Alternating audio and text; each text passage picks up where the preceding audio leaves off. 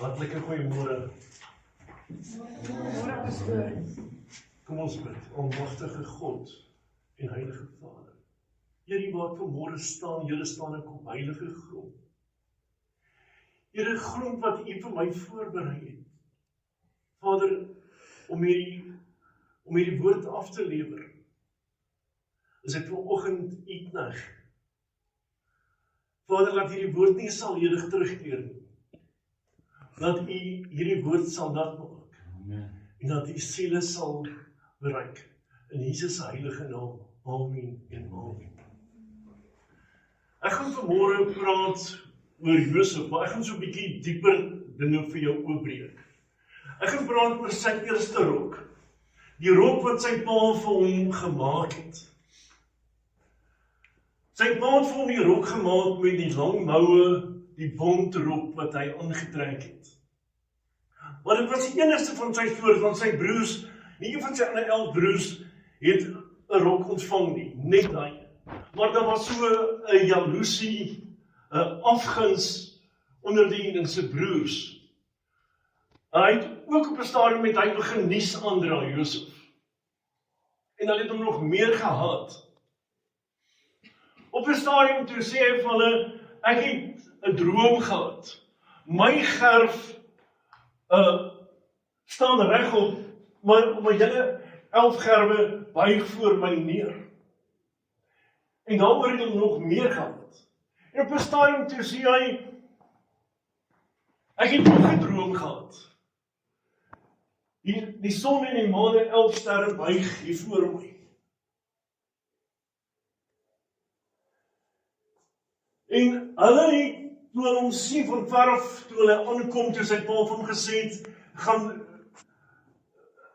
verneem vir my hoe dit gaan met jou broers, hoe dit gaan met die vee, dan kom rapporteer jy aan my. En hulle het hom van ver af gesien aankom, maar nie beraad gehou, kom ons maak hom dood. Maar sy broers sê nee, kom ons gaan nie sy hand op sy lewe vat en kom ons spaar sy lewe, kom ons gooi hom in 'n put. Ons moet vandag versigtig wees met wie ons in sy drome deel. Almal is nie te gunste oor jou droom of oor jou ideale nie. Mense sal jou in jou werk omstandighede, hulle sien jy het 'n groot huis, dit gaan goed met jou, jy's voorspoedig, jy het 'n goeie werk, jy verdien 'n goeie salaris. Mense sal alles hulle vermoë doen om jou uit jou werk uit te kry, om jou uit jou werk uit te werk. Mense sal alles doen om jou uit jou kerk uit te kry, om jou uit jou kerk uit te werk. Mense is nie altyd goedgunstig nie. Ek weet op 'n stadium het ek 'n besigheid gehad in Pretoria saam met my vrou, ek het 'n sinbare besigheid gehad, maar ek het verkeerde vennote ingebring. Op 'n stadium toe sê hulle gaan nou begin met hulle eie besigheid, wat so was. Maar op 'n stadium toe raak my besigheid stil, hier gaan niks aan nie, my werksmense, ek moet hulle betaal, maar daar gaan niks aan nie. 3 maande gaan verby. Toe ontmoet ek een van die mense wat ek kliënt by my was. En sy sê vir my, Chris, knyp net my bout, of gee my net 'n drukkie, ek wil net weet jy lewe. Toe sê ek maar, wat gaan ons? Toe sê sy vir my, nee, ons almal verstaan jy is dood. En ons almal gee ons besigheid vir jou vennote. Moenie mense vertrou net links en regs nie. Mense sal jou verkil met jou erfpolisie, mense sal jou verneek net waar hulle kan, dit is mense. Maar ons moet nie ons vertrou op mense plaas nie, ons moet ons vertrou op God plaas. Daar is soveel mense wat luister na stories, luister na kinderstories, gerugte maak. Ondersoek alle dinge en behou die goeie.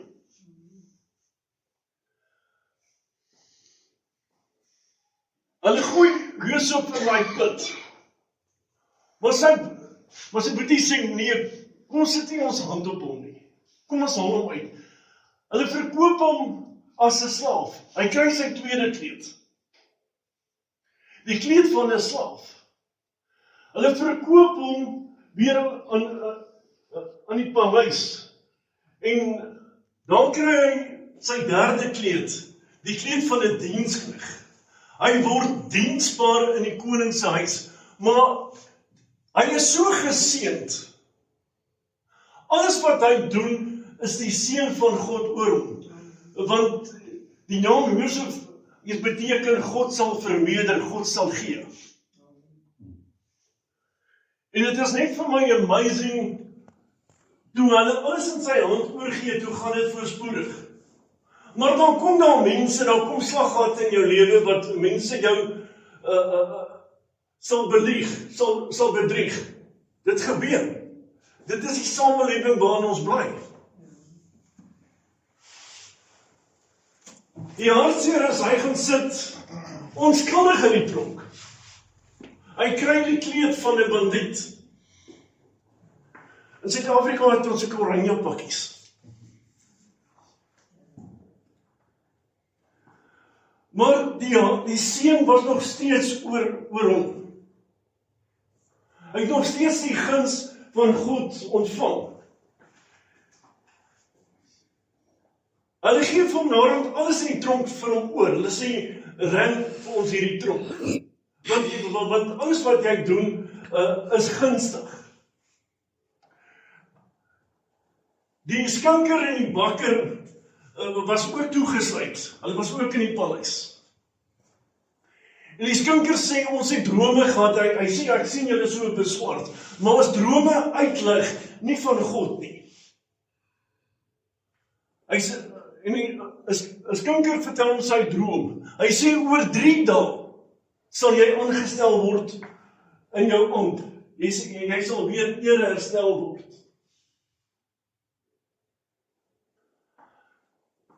Hy sê vir die bakker, oor 3 dae sal uit die koning 'n partytjie reël, en die voëls van die hemel sal jou vlees afvreet. En dit was net so, maar hy sê vir die skinker, as jy in jou ambt is, dink aan my, want ek sit hier onskuldig. Maar dan gaan 2 volle jare verby. En die koning kry 'n droom.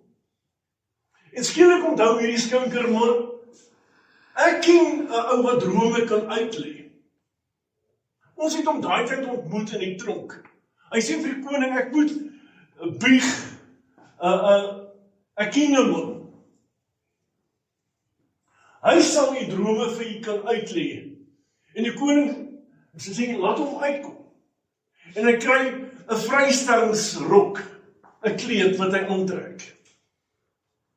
Hy verskyn vir hierdie koning en die koning sê vir hom, ek hoor jy kan nie luister na 'n droom. Hy sê nie ek nie, maar God. Hy sal vir u guns gee. Dit gaan nie oor my nie, dit gaan alles oor God. Hy sê vir hom, hierdie 2 drome wat u gehad het, is een en dieselfde droom. Dan gaan 7 jaar van voorspoed wees, en dan gaan 7 jaar van hongersnood wees. En dit was so. Hy het skure gebou, hy het alles gebou, die graan en die koring en alles weggeberg. Dit was daarom ontelbaar. Soos wat hy al die voeding weggeberg het. Maar die amazing gedeelte is, die eerste jaar met hongersnood, toe sê hy vir sy seuns, ek verneem, daar's voedsel. Ek wil julle moet gaan, en julle moet vir my gaan voedsel koop. Hy stuur sy 10 seuns. Hy sê vir sy seuns, jy gaan koop vir ons voedsel. Maar toe hy hulle sien, toe sê hy, maar is julle nie spioene nie? Hulle sê nie, ons was 12 broers, ons een se broer, ons weet nie waar hy is nie, hy is weg van ons. Maar ons het nog 'n broer, hy is by ons pa. En hy sê, maar gaan haal daai broer, ek wil weet of julle lieg. Kom ons maak die saak uit. Hy sit hulle 3 dae in bewaring in die tronk. Hy laat hulle uitkom, en aan die einde van die dag kom sy broer daar aan. Maar hy ween toe hy sy broer sien. En hy gaan was sy gesig en hy gaan praat weer met hulle. En hulle pak hulle koels en is daar weg. Maar hy steek sy silverbeker in sy sak.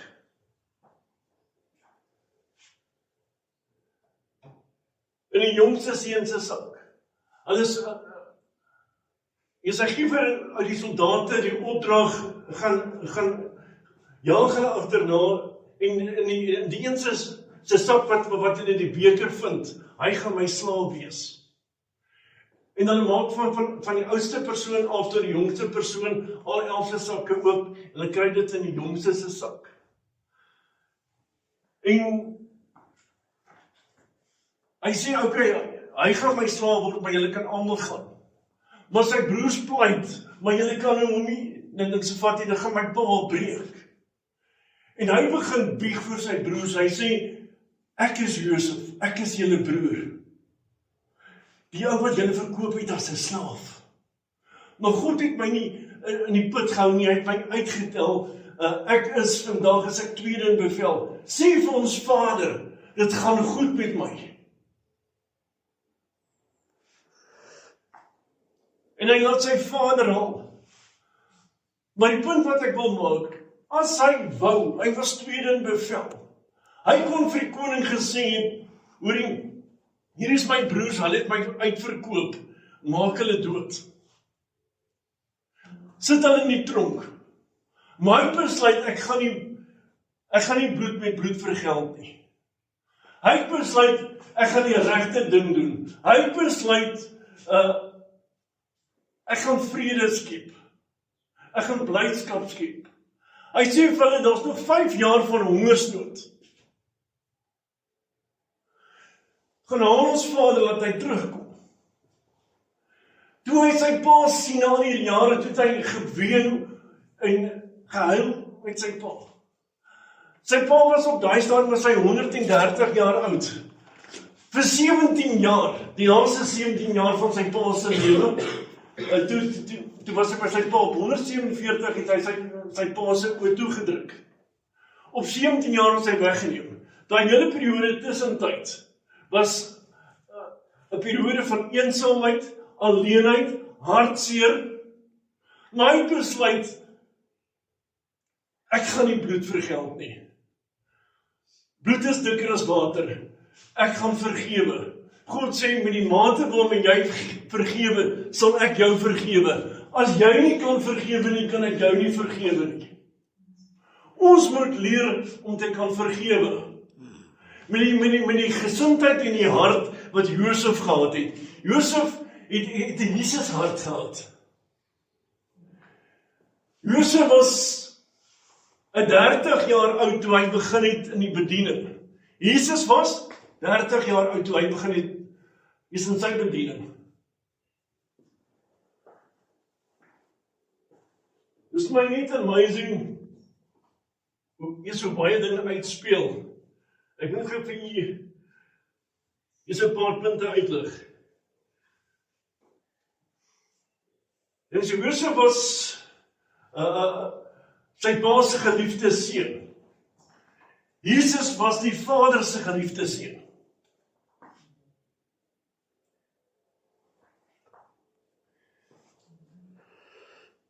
Die Vader het gesê, dit is my seun in wie ek welbehaag het. Josef se pa het gesê, dit is my seun, hy is van my ouderdom. Ek kan vir hom 'n pa wees.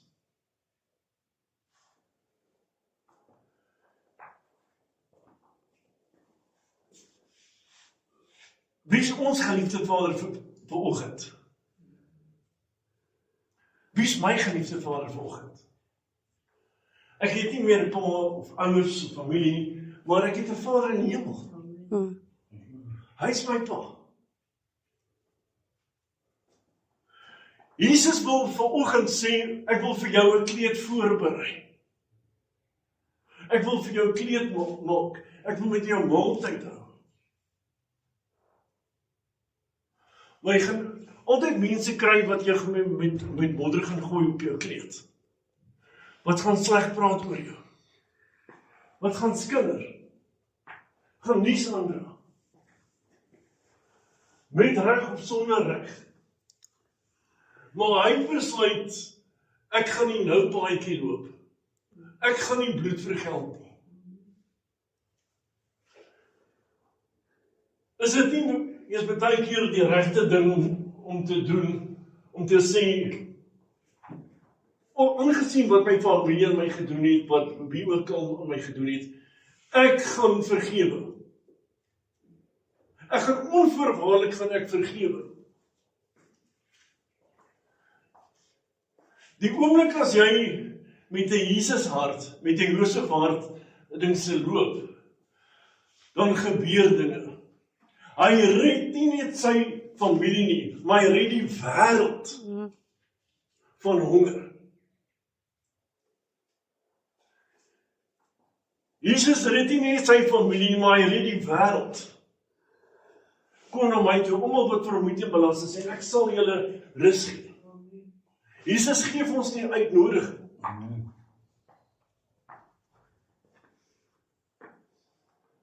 Maar vanoggend is een van die oggende wat elke ou 'n keuse het. Wat gaan hy doen?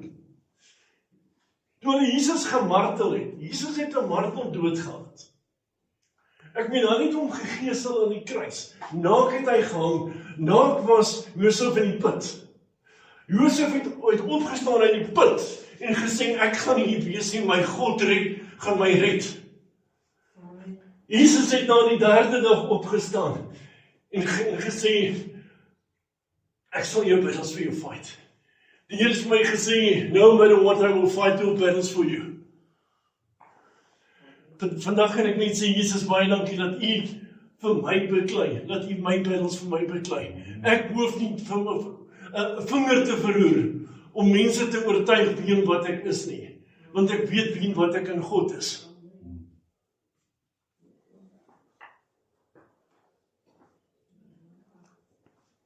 Die hartseer is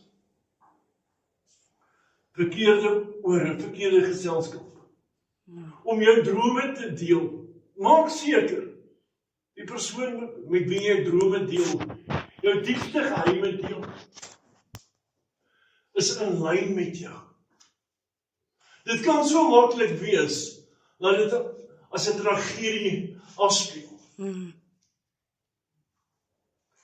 Dit herinner my aan hierdie een jong pa, hy gaan Romeine toe. Hy kom van Suid-Afrika af, tot hier van die 80e jare.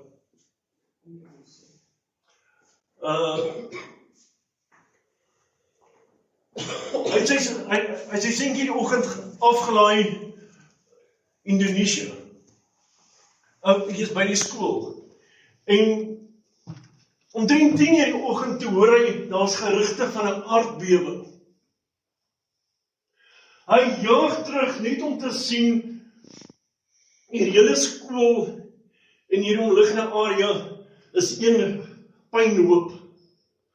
Hy grou tussen die rommel deur, en hulle sê vir hom, waarvoor grou jy? Hy sê, I made my son a promise, if he even need me, I will be there.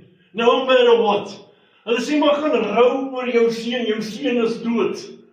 Niemand kon hierdie aardbewing oorleef het nie. Hy sê, ek gaan nie opgee nie, my seun lê iewers tussen hierdie pyn. Hy grou 8 ure, 12 ure, 18 ure gaan verby, hy groei nog steeds, het word weer daglig, hy groei nog steeds. 26 ure gaan verby, hy groei nog steeds. 38 uur, en toe hy klip so weg, skuif, toe sien hy daar's lig wat deurbreek. Hy roep sy seentjie, hy sê aan 'n man, hy sê, Daddy, ek het my maatjies gesê, as my pa hierdie aardbewing oorleef het, gaan hy ons kom uithaal. God sê vandag, ek wil jou uithaal uit die omstandighede. Ek wil jou red. Steek nie die hand op en sê, Here, ek kan nie meer, haal my uit die put uit. Dan sê God, ek wil jou vandag hier uithelp, ek wil jou red met my reddende regterhand. Maar vanmôre moet jy kan sê, Here, ek kan nie meer nie. Ek kan nie meer nie. Dis wanneer God sê, steek jou hand uit, ek sal jou uitdra, ek sal jou help, ek sal jou beskerm. Maar ons het vanmôre ons die keuse, ons het besluit om te maak. Gaan ons in hierdie put bly, of gaan ons opstaan? Ons het vanmôre hierdie in sy keuse wat ons gaan maak. Ek kan nie namens u besluit nie, maar ek kan namens myself besluit. Ek wil ek saam met Jesus aan die tafel sit, en ek wil sit met 'n skoon kleed. Ek is seker my boeties en susters wat hier is, sal saam met ons aan die tafel sit. Kom ons streef na goedheid. Kom ons streef na opregtheid. Kom ons kweek 'n Jesus hart. Kom ons kweek 'n Josef hart. Kom ons sê ons gaan nie verder klippe gooi nie. Kom in eenheid. God sê, waar daar liefde is, waar daar eenheid is ek. Amen. Maar hy het geweet, die pad wat Josef gaan loop, gaan nie maklik wees nie. Maar die hoërhand het hom deurgedra. Maak nie saak wat die omstandighede nie. Was hy in die put, was hy in die gevangenis, was hy waar. Die hand van God was heeltyd in beweging oor hom. Daar was heeltyd guns oor sy lewe daar gerelease. In die paleis het dit nie oor hom gegaan nie. Dit oor sy meester gegaan. Hy het sy meester gedien. Sy meester het dit goed gegaan. Vir hom het dit nie gesê, maar wat kry ek uit die deal uit nie. Vir hom het dit bloot gegaan oor hierdie feit, ek gee my alles vir my meester. Vanoggend wil ek my alles vir my meester Jesus gee, vir my koning Jesus gee. En sê, Jesus, ek is hier, 'n eenvoudige prediker, wat kom om die woord te verkondig, om u saadjies te plant, vir die koninkryk. Vanoggend kan ek sê, dankie Here, dat u hierdie saadjies gaan ontkiem, dat u hierdie saadjies gaan nat maak. Dat ek kan siele bereik vir die koninkryk. En dan nog mense is met die Jesus kleed waar ek kan sit in die vergadering. My missie is, ek wil die hemel volpreek, ek wil die hel losbreek. Amen. Ek wil hom leegbreek. Maar er is net een manier om daar te kom, is met die Jesus hart. En dan sê ek vergewe my boeties en my susters, ongeag wat hulle aan my doen. Dit gaan nie oor my nie, maar Here, dit gaan alles oor u. Kom ons kweek vanoggend 'n Jesus hart. Dit was my boodskap, 'n klein eenvoudige boodskapie. Ek hoop dit het u bereik.